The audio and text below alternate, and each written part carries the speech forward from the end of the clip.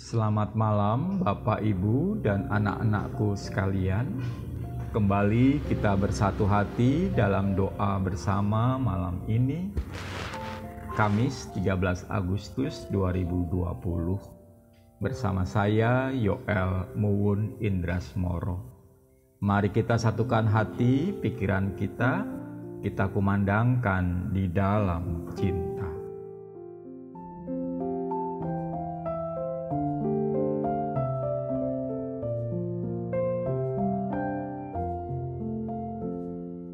Di dalam cinta dan kasih,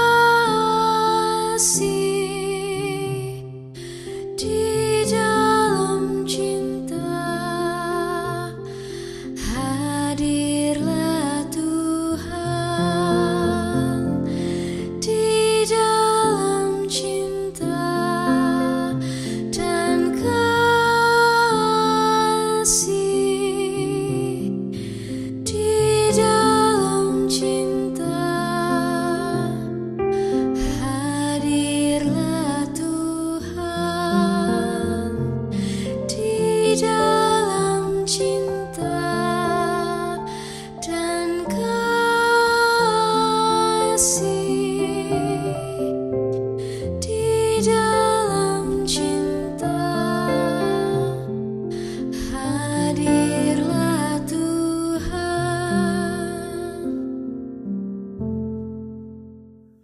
Bacaan Alkitab menurut leksonari hari ini diambil dari Kejadian pasal 41 ayat 24 hingga 36. Kejadian pasal 41 ayat 24 hingga 36.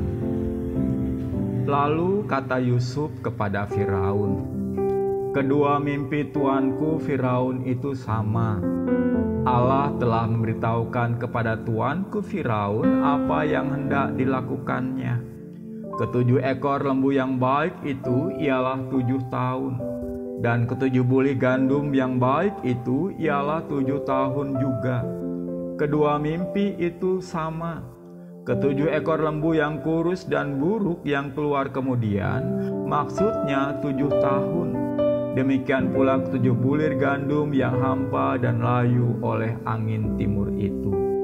Maksudnya akan ada 7 tahun kelaparan.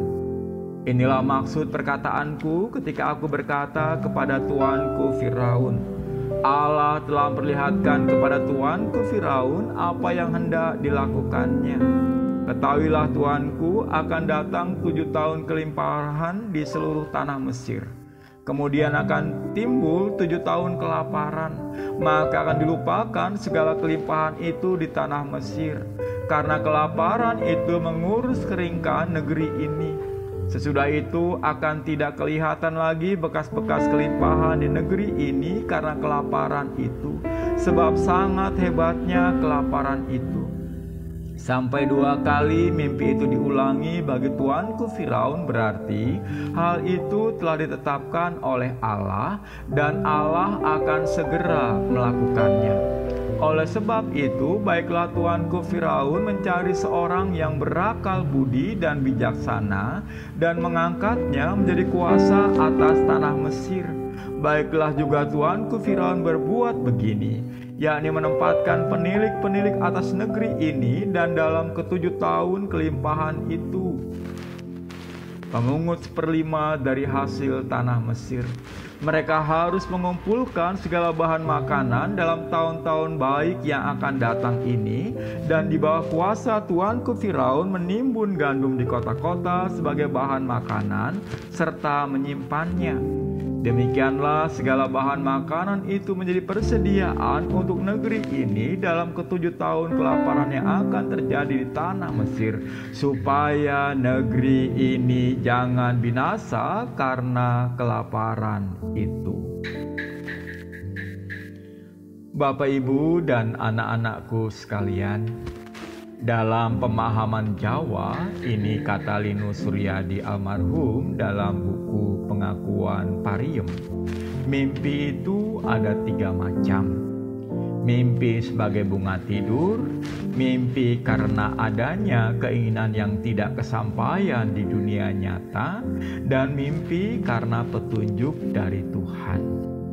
Karena itu, seorang yang bermimpi perlu menganalisis mimpinya. Dalam bacaan Alkitab hari ini, tampaknya Firaun cukup arif ketika dia berusaha mencari tahu apa arti mimpinya. Sepertinya dia menyadari bahwa mimpinya itu bukan sekadar bunga tidur atau keinginan yang tak terrealisasi di dunia nyata. Ya, bukankah dia seorang Firaun yang punya segala, sehingga dia berupaya mencari tahu maknanya. Dia tidak mengabaikan mimpi itu. Penulis kitab Kejadian menyatakan bahwa Firaun gelisah. Pada titik ini kita mesti meneladan Firaun. Bahkan setelah tahu maknanya, Firaun mengambil tindakan strategis sesuai usul Yusuf yang membuat Mesir nantinya menjadi berkat bagi bangsa-bangsa di sekitarnya, juga menghidupi Israel. Dia tidak hanya mencari makna mimpi, tetapi juga menjadikannya berguna. Ya, apa artinya mengetahui tanpa melaksanakan? Lalu apa relevansinya bagi kita? Pertama, kita mesti PK. PK akan tanda-tanda dari Tuhan. Bisa jadi itu mimpi, sapaan teman, atau peristiwa-peristiwa yang kita alami.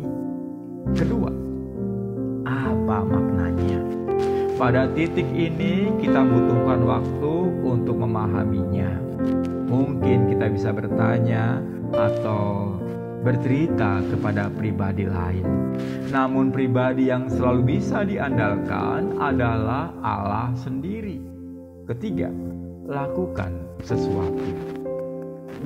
Sekedar contoh, ketika kita mimpi bertemu dengan teman, kita bisa menghubunginya dan menanyakan kabarnya. Bisa jadi dia memang membutuhkan sapaan kita. Kalau kita tak bisa menghubunginya, kita bisa mendoakannya. Saat kita mendengar bahwa ada seseorang yang butuh pertolongan, kita bisa membantunya. Jika kita memang tidak bisa melakukannya, kita bisa menceritakan itu kepada orang yang kita percayai dan bersama-sama menolong orang tersebut. Atau sediakan waktu untuk berdoa baginya agar kuat dalam menghadapi pergumulannya. Sekali lagi, kita mesti PK terhadap tanda-tanda dari Tuhan. Dan tanda itu tidak sekedar mimpi. Itu bisa peristiwa, itu bisa cerita orang lain kepada kita. Amin. Mari kita berdoa.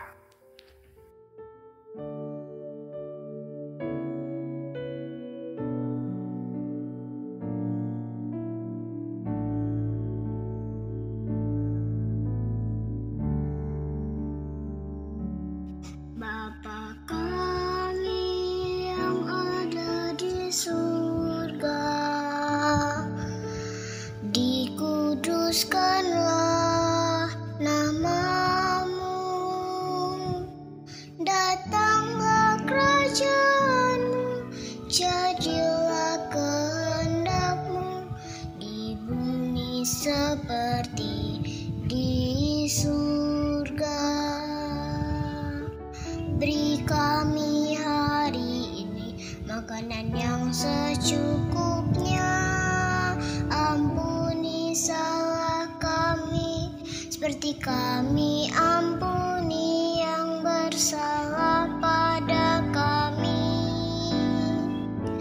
Jangan bawa kami dalam pencobaan, melainkan lepaskan kami dari yang jahat, sebab Kaulah yang punya kerajaan dan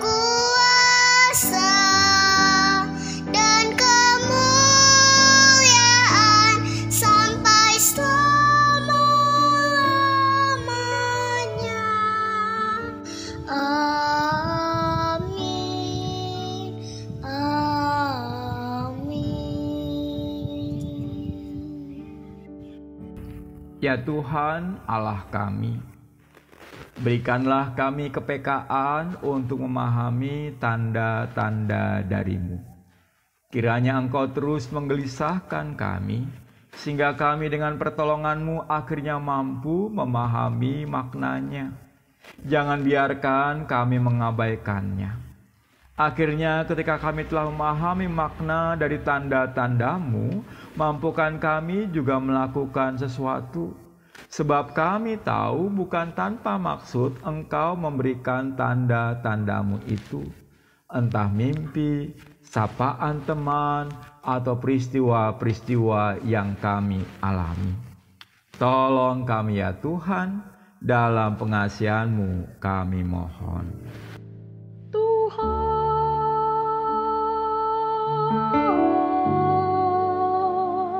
Dengarlah doa kami.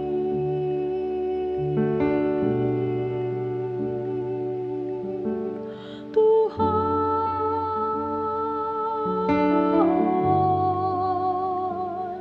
dengarlah doa kami. Kami juga menyerahkan segenap suspek COVID-19 ke tangan Tuhan. Kiranya Engkau yang menemani mereka dalam proses pemulihan. Kiranya mereka boleh merasakan jamahan Tuhan. Jangan biarkan mereka sendirian. Mampukan mereka untuk terus dihiburkan bahwa mereka adalah milik Tuhan sendiri.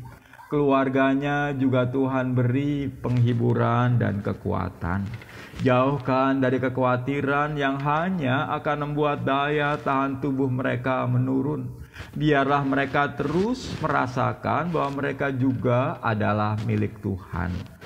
Juga dokter dan para medis, juga petugas rumah sakit, Tuhan berikan kesabaran dan hikmat dalam merawat saudara-saudara kami ini. Berikan mereka juga penghiburan dan kekuatan. Kiranya Engkau juga menjaga keluarga mereka. Biarlah Engkau juga memberikan penghiburan dan kekuatan. Jauhkanlah dari rasa cemas dan khawatir. Terkhusus kami berdoa untuk Pendeta Indri Jatmoko, juga Ibu Susila Ningrum yang dalam proses penyembuhan. Kiranya Tuhan terus menemani dan mencukupkan kebutuhan mereka berdua. Kiranya Engkau juga menolong kami untuk terus menjaga tubuh kami dengan makan dan minum, juga istirahat yang cukup. Dalam pengasihan-Mu kami mohon.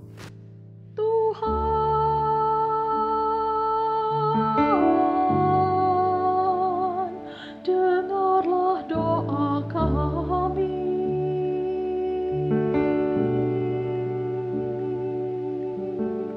Tuhan,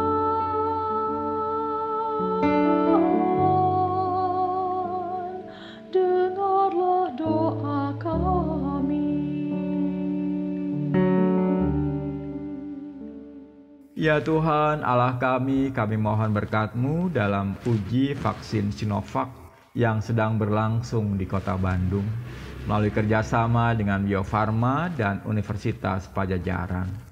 Kami sungguh berharap ditemukannya vaksin ini. Ya Tuhan, berkati pengharapan kami. Berikanlah kemampuan kepada pemerintah bangsa kami untuk mengambil kebijakan-kebijakan terbaik dalam pandemi ini. Jika ada rencana pemerintah bangsa kami meningkatkan daya beli masyarakat dengan subsidi gaji bagi yang bekerja, kiranya Tuhan juga memberkati rencana ini. Juga tolong pemerintah dalam mencari jalan untuk menyalurkannya bagi para pekerja formal. Kami serahkan negeri kami ke tangan Tuhan, karena kami percaya Engkau mengasihi negeri kami. Inilah syafaat kami ya Tuhan, dalam pengasihan-Mu kami mohon. Tuhan,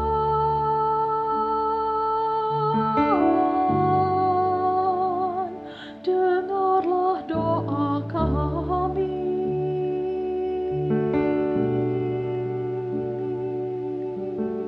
Tuhan,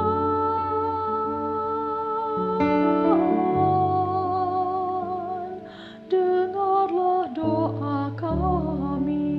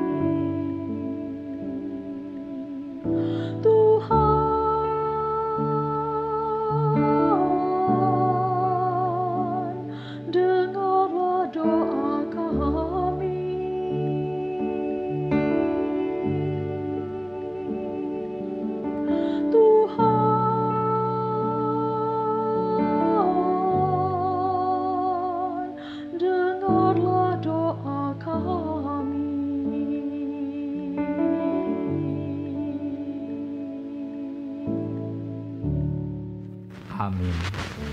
Bapak, Ibu, dan anak-anakku sekalian, bersama kita telah doa malam.